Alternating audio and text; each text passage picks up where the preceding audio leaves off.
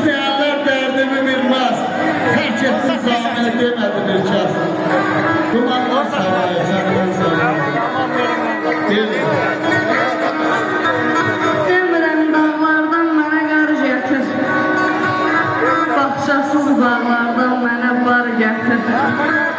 Divardan əli boyda daş qapar gətir. Mən sağlığımda yoxla bəsindir. İlahi, belə də gözəl olar mı? Kimdi qaləm çəkən, nə gözəl çəkir? Üz-üzə göz-gözə sehirləmiş, nə mən görsəkirəm, nə gözəl çəkir? Güney gözlüm, gözəllikdə bircəsən.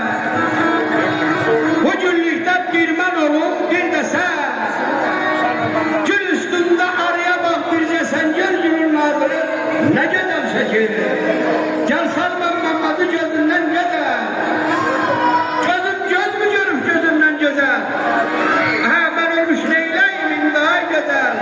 Ne bir könül dolu, ne güzel çekir. Çeçek ifaya. Bu sevgiden sen qorxursan eybi yox. Mən sevərəm ikimizin yerinə. Bu eşq üçün bir gün daha çəksən, mən gedərəm ikimizin yerinə.